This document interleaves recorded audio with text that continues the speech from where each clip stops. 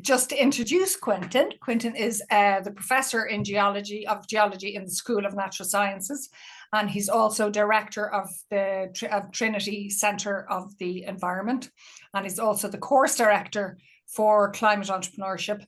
And you're really lucky, as I always say about that, because out of all our course directors, he's really involved in the course and he makes it really brilliant. And you'll hear more about that when he chats to you. By the end of this, he'll be signing up for sure.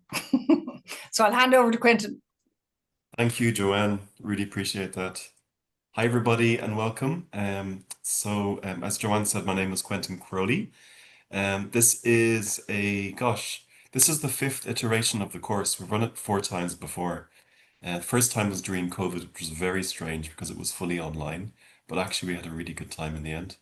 And it's one of my favorite courses to teach. I teach quite widely in geology, natural sciences, but also leadership courses and innovation entrepreneurship courses, and some environmental science and a few other things. So I'm a bit of I suppose, a multi-instrumentalist, and that I like to use my knowledge and apply it to lots of different areas. And I have to say, this is my favorite course to teach. So what I'm going to do, I'm going to share my slides. I have a slide deck prepared. We're a relatively small group here, so if you have questions, you can just type them in the chat, and we'll keep an eye out for those as we go through. And we'll pause a couple of times as well for questions that you may have, and I'll leave plenty of time for Q&A at the end as well. Okay, so that should be full screen now. Is that all right? Yeah, cool. Okay, so welcome everybody. This is a information and taster session for the Postgraduate Certificate course in Climate Entrepreneurship. It's called Level 9 because it's postgraduate. And we're really grateful to have Springboard Plus funding through the Higher Education Authority. Joanne will say a few words about that at the end, but it's a great way to subsidize courses, which makes them affordable. And the whole purpose of Springboard is they're really for upskilling and reskilling, and there's a huge number of courses available. This is just a screenshot from the portal website. So I'm based in School of Natural Sciences, as Joanne mentioned, and I collaborate closely with Portal. So Portal is Trinity's Ideas and Innovations workspace. And it's a really lovely collaboration between an academic school and a non-academic unit within Trinity College Dublin. And it's a long-standing collaboration, which hopefully, Joanne, we keep going long into the future. If you haven't had a look at this website already, do have a look. There's a QR code on the right. You might want to have a screenshot, or if you have a QR code reader like a smartphone, you might like to scan this. There's a lot of information on the website, some of which I'm going to go through now, and it's really nicely curated. I think it'll answer a lot of questions you may have. Important thing I want to mention now is that the closing date for applications for this course is August 19th, and also that applications are reviewed pretty much as they come in. So we can't wait till the end to the deadline and then start reviewing. We're actually reviewing and offering places as they come in. So it's possible that the course could fill up before the closing date. In other words, if you're interested in it, it's a really good idea to get your application in early. Okay, so a bit of details or just kind of a summary about the course. As I mentioned, it's a level 9 postgraduate course. It's 30 credits, so ECTS, and there are 3 10-credit modules. They're listed below. Module 1 is Systems Innovation for Positive Climate Action. Module 2 is Entrepreneurship Opportunities in Climate Adaptation and Mitigation. And Module 3 is Climate Enterprise Development. Now, I'll talk through these in a bit of detail in a few minutes, but I just wanted to mention some practicalities in terms of how the course is run. So it's a part-time course, which means, it can fit around your busy schedule, whether you're like a carer, whether you're in full-time employment. And we have people in both those categories every year. And everyone manages to finish the course. So we're aware people have busy lives, and this is designed to fit around your schedule. So we have online classes which take place on Tuesday and Thursday evenings. These start at 6, and they could last up till 9 p.m. However, sometimes they finish a bit earlier, like maybe 8, 8:30. People can have long days, and sometimes they're tired. So if we feel energy is flagging a bit for the group, we might finish a bit early, but in your timetable, it's timetable 6 to 9, but just to mention that it doesn't always run till 9 p.m. It's a part-time course. It runs over 6 months. The start date for the course is the 27th of September. And there are breaks between modules. You'd be glad to hear. And there are breaks for things like Christmas, holidays, and New Year's. And the end date for the course is the 7th of March. So just to mention that. Ooh, and the important thing about the course fee, 375 for eligible applicants. In other words, in employment, it's free to eligible unemployed applicants, but there are specific eligibility criteria. It's actually quite a lot. I'm not going to go through it. So I urge you to have a look at the Springboard website because it's very clear. If you click on the link for eligibility, it'll explain everything to you there. So a little bit of information about the 3 modules. As I mentioned, the first one's called Systems Innovation for Positive Climate Action. And this is really the introduction to something called systems thinking. And this is a way to kind of like zoom out and look at something that's really complex. We see this through the lens in this course of climate action. So it's trying to understand the complexity of climate change, in particular as a way to support innovation and creativity for climate action. Now, the name of the course is Climate Entrepreneurship, but I will add at this point that you don't have to be an entrepreneur to participate and enjoy and benefit from the course. You could be curious about climate and climate challenges and how to tackle these. Maybe it's at a personal level, maybe it's at a community level or a family level, or maybe it's at a business. It could be leading a business as a startup, or perhaps you want to take on a different role or responsibility within your current organization, which is more kind of entrepreneurship or leadership. So all of these things are possible with this course. Then there's a break for a bit, and then there's the second module, which is really about opportunities in climate adaptation and mitigation. And the reason it's framed in this way is that climate change is like this massive challenge. And sometimes we can be really overwhelmed with these kinds of challenges, so much so we kind of switch off, or walk away and ignore them.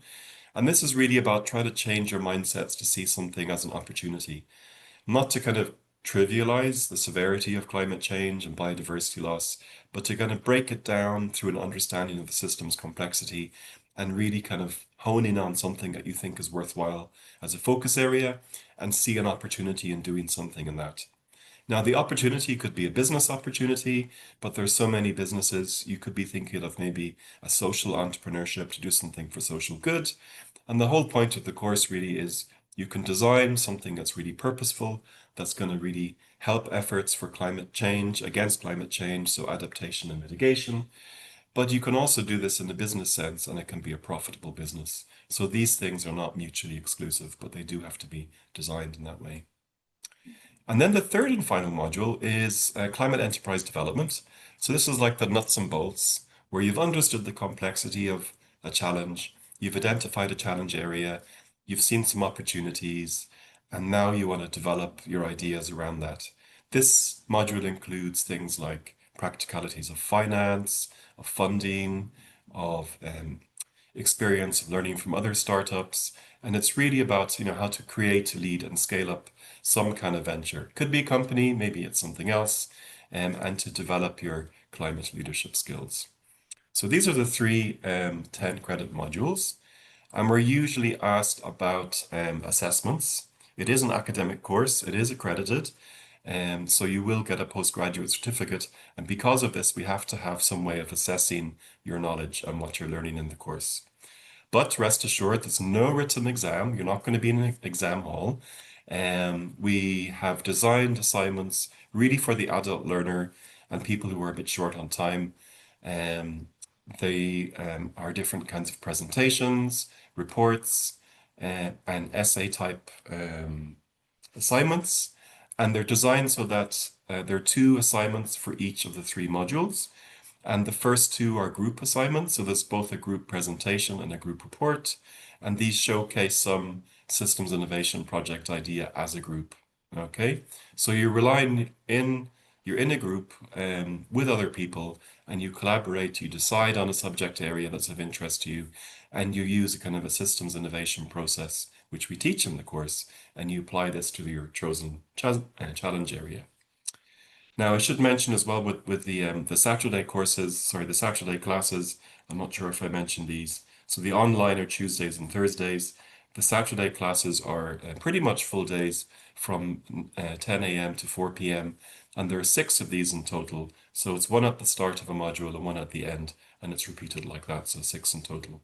So for instance, at the start of the first module, you'll get together as a class, you'll all get to meet each other, you'll get to meet your small group, so you'll be in groups of about 5 or so.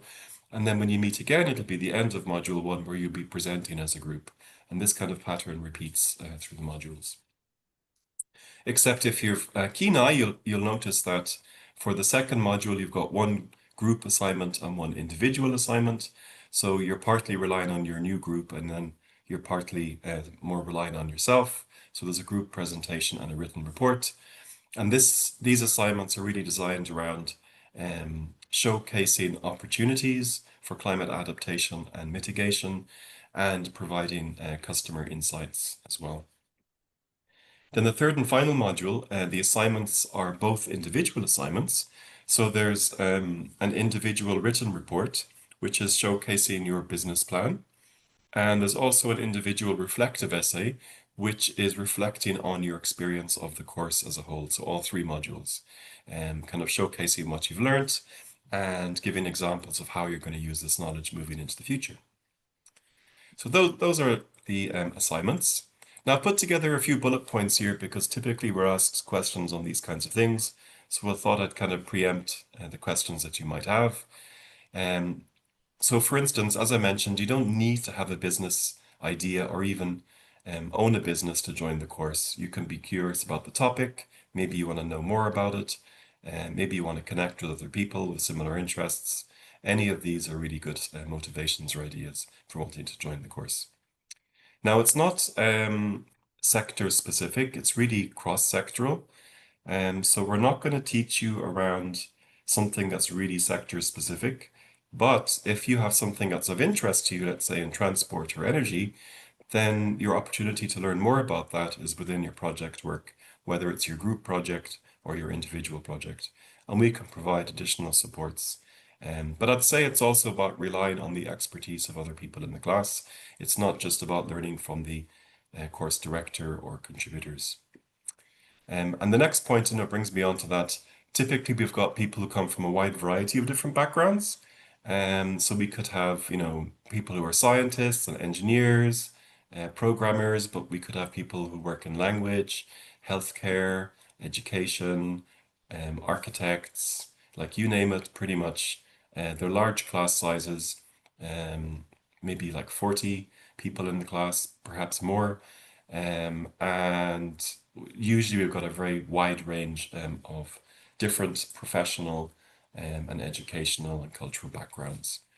So as I mentioned, the emphasis is on group work. So you'll get to know people very well. As you move through each of the 3 modules, you actually form a new group. So you'll get to know people really well in module 1. Then in module 2, you'll have another new group. In module 3, a third new group. And the idea is that as you move through different groups and different modules, you'll get to know a large number of people really well because you're going to be collaborating on these assignments. So a lot of the emphasis is on capacity building as an individual, but also as a collective. And something that's really nice to see is that graduates from previous years, they're still in touch with each other, they're still supporting each other. It's really a huge asset of the course is actually the class and the network and the support that is provided to each other, both during the course and like long after the course. So I mentioned this will be the 5th iteration.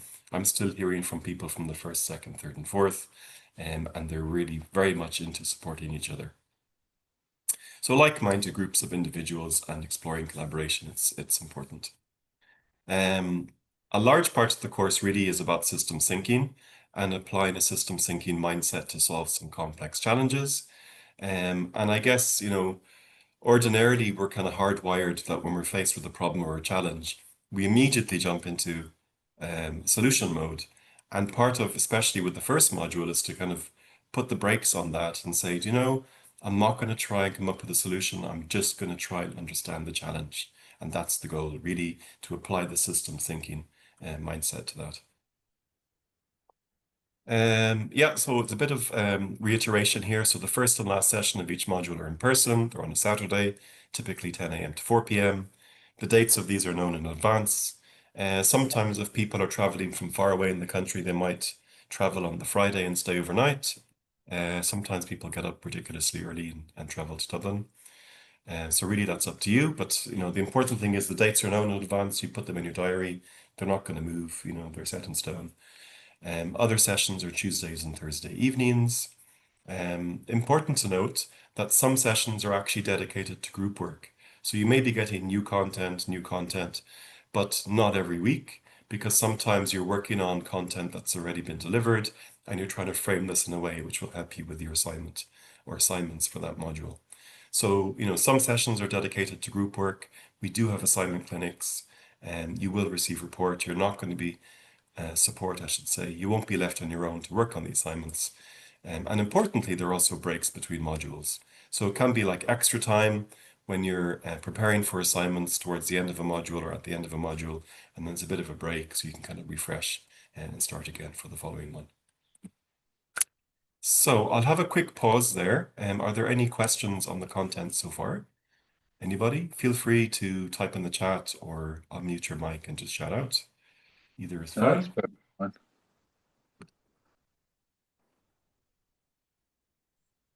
Is that a question, Jared, or were we just saying it's No, fine? he said that's fine. It's all very, very well laid out. Thank Oh, you. good. Okay, thank you. Right, so I'm moving on to kind of like a taster session to talk a bit about systems thinking, because I've mentioned it a few times so far. And maybe you're already a practitioner of systems thinking, even if you might not call it that, or maybe you're really new to this. It's something I think is really important. And actually, for me, I learned a lot about systems thinking as a geoscientist, because for years and years, I was studying Earth system science, and I was looking at complex systems on, through time and how Earth has changed through time. But after a while, actually, I realized that I can use this kind of mindset or methodology to understand, complex interactions and how they change through time, that I could apply it to the modern day environment. I could apply it to contemporary societal challenges and those which even involve people. So it was kind of a bit of a leap for me initially as a geoscientist thinking about deep time and planetary evolution to start thinking about societal challenges. But once I realized that I can use these kind of skills in that way, it was like, that was a big game changer for me. So I'm going to briefly introduce systems thinking and give some examples. I'll do a kind of a walkthrough about how this can be used in something we're all familiar with, waste management. We all produce rubbish. I'll briefly explain how these kind of methodologies can be used to tackle complex challenges such as climate change. And I'd like to hand over to you a bit as well to hear your ideas about systems thinking and how you might apply them in the future, or maybe how you're currently working with this methodology. So Donella Meadows was an author who lived in the States. She was actually an environmental scientist, and she wrote a number of amazing, very accessible books, really explaining about systems thinking. She wasn't the first to write literature by any means on systems thinking, but I'd say she was one of the more popular earlier protagonists. And she had a really nice way of taking something quite complex and writing it in plain English. So, for instance, one of her books is called Systems Thinking, a Primer. And I don't know, maybe it's in its like 6th or 7th edition. It's quite commonly available at libraries and bookshops, even in paperback version. So you might like to pick up a copy. It's probably not something you'd read cover to cover, but it's really nice to dip into from time to time. Anyhow, Donella Meadows defined a system, because I've mentioned it several times, but haven't really explained what I mean by that. So what Donella Meadows meant, she says, a system is a set of elements or parts that is coherently organized and interconnected in a pattern or structure that produces a characteristic set of behaviors, often classified as its function or purpose. So that might sound like a little complex to you, and I'll try and break it down. But basically, you can think of anything as a system. Maybe it's like an energy system, a transport system, a food system, a housing system, pretty much anything. Even in an organization, you can think of a university as a system, or finance department as a system, or procurement department as a system. So pretty much anything can be described as a system. And you can break it down further because there are components of a system that kind of work together and they interact in some way. And these kind of styles of interactions produce a characteristic kind of set of behaviors, which is really influences how that system functions and, maybe the purpose of the system. So systems thinking, like, it is a lot about trying to understand the complex interactions in the world around us. And we will be going through a number of deceptively simple looking tools and templates within the course. They're very carefully designed, and there are lots and lots of these available, but we'll go through the ones which are probably some of the more commonly used ones. And it's not just about the tools and templates, but it's also about how we use them and how we apply them. And the thing that happens is the more that we use these things, they kind of encourage us to have a certain thought process. And through this thought process, we can develop a certain mindset, a certain approach or philosophy. So yes, these tools and templates are important, but the really important thing is developing the systems thinking mindset. And I've heard students from previous years say that this has been total game changer for them. It's changed their view of the world around them. It's changed how they address complexity. It's changed their perceptions and how they come up with solutions. So it can be actually a really, really transformative thing to become a regular practitioner of systems thinking. Not to overemphasize that. So coming back to climate, because it is a course around climate entrepreneurship, on a planetary scale, the climate systems are probably one of the more complex systems we can think of. And, if we cast our mind back to Industrial Revolution times, when fossil fuels were being burnt at an ever increasing scale, like, it wasn't known back then that the effect of this was really putting a lot of greenhouse gases into the atmosphere. So we can't really kind of blame our ancestors for our current situation, but nevertheless, we find ourselves in a situation where we have, a rate of change of CO2 in the atmosphere and other greenhouse gases that, as far as we know, is unprecedented in the history of the Earth. It's never happened so fast. So we have this kind of imbalance. And what we're experiencing in terms of climate disruption is the planet trying to find some equilibrium with the situation it finds itself in, with a sudden increase in greenhouse gases. So you can think of it as a kind of a climate system breakdown. And this is something that's really at the core of the course, in that we try to understand the complexity of this, how it's expressed maybe at a local, regional, or even a global level. We break it down, we focus on certain attributes or aspects of this, and we develop some ideas around opportunities we see. So to explain very simply kind of differences between linear thinking. So linear problem, solution, A to B. The problem with this is that more often than not, we think we're coming up with a great solution, but it just causes another problem, right? Whereas systems thinking is more nuanced. It acknowledges that there's complexity. It's not A to B, it's not linear, it's kind of messy. We could burn more coal and produce more CO2 in the atmosphere, or we could plant more trees and we have less CO2 in the atmosphere. So if we do more of one thing, it doesn't necessarily mean that triggers more of something else. We could do more of something and less of something else happens. And these are the plus and minus arrows within the schematic diagram. So this is known as a causal loop diagram. And in the course, we investigate this as kind of a tool to understand complexity, and we have a lot of fun with it. But that's just a schematic. So let me try and give an example in differences between linear thinking and systems thinking applied to waste management.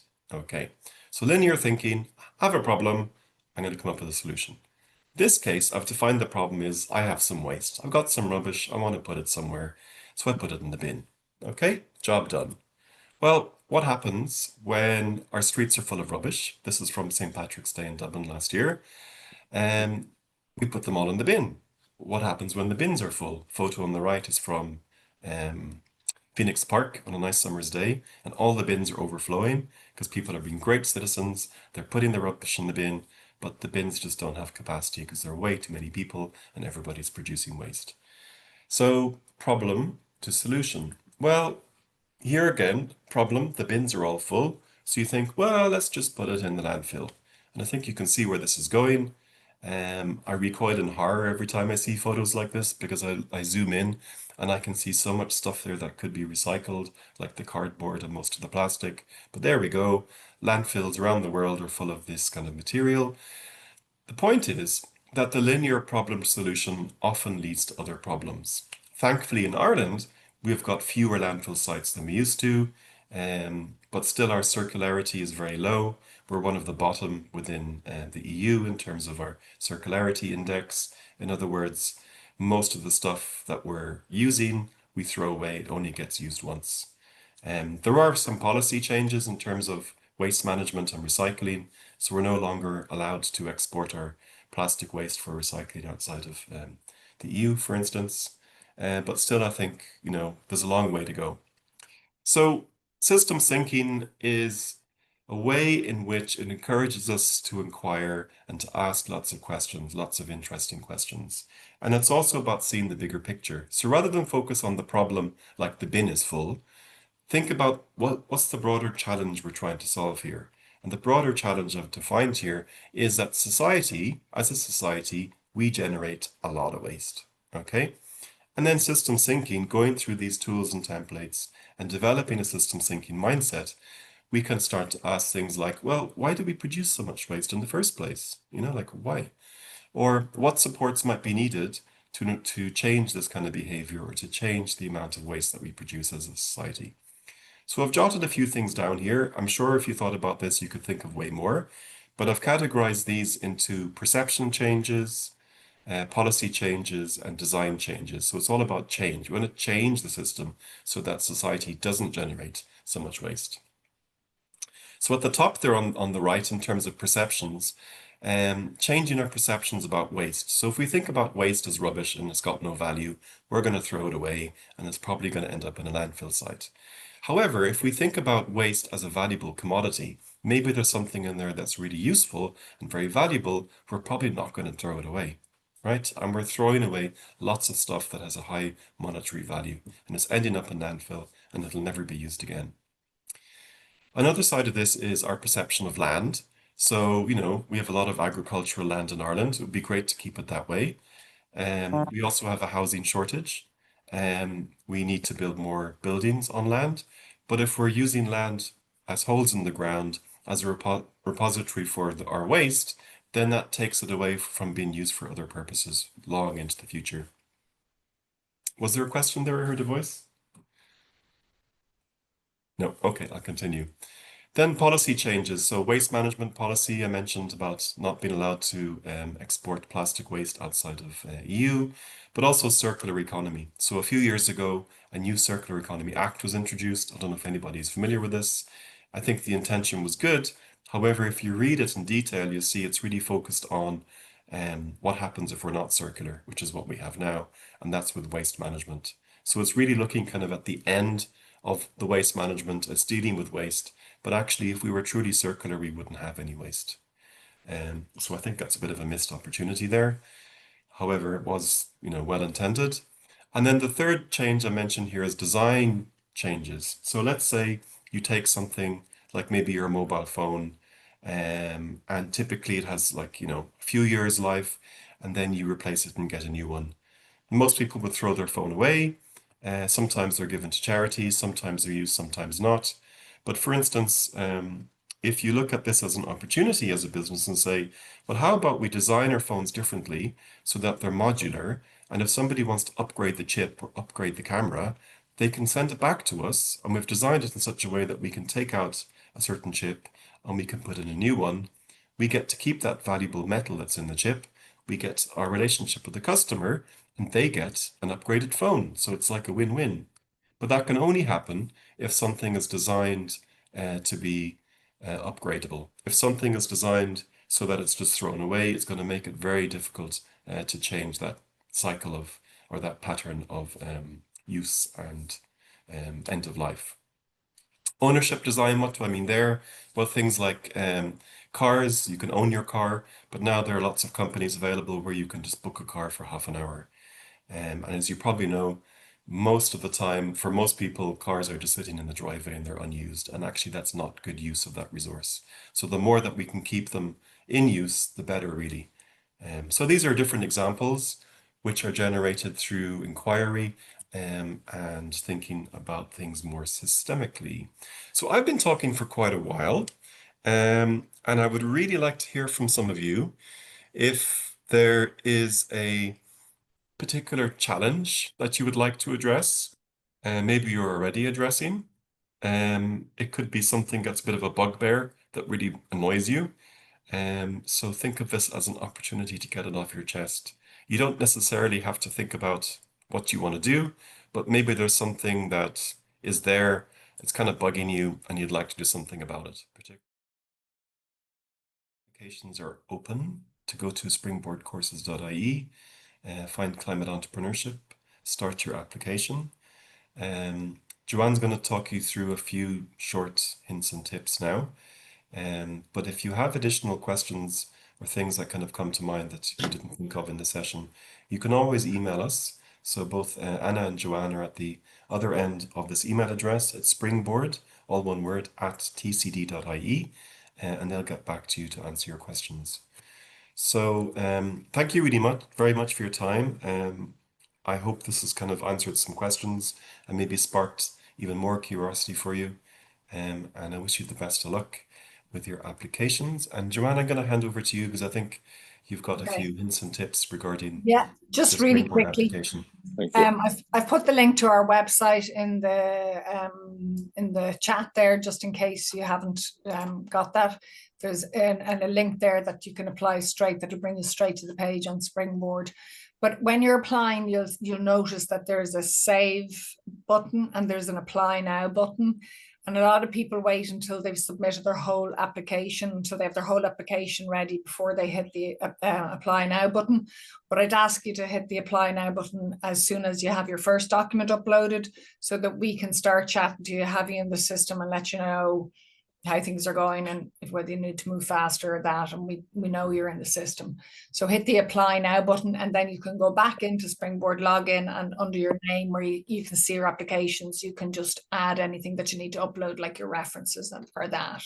But as I say, myself and Anna, Anna's my colleague, we're at the other end of the Springboard at tcd.ie email. So, give us an email anytime and we'll, walk you through it or help you through it or that, if you have any questions at all.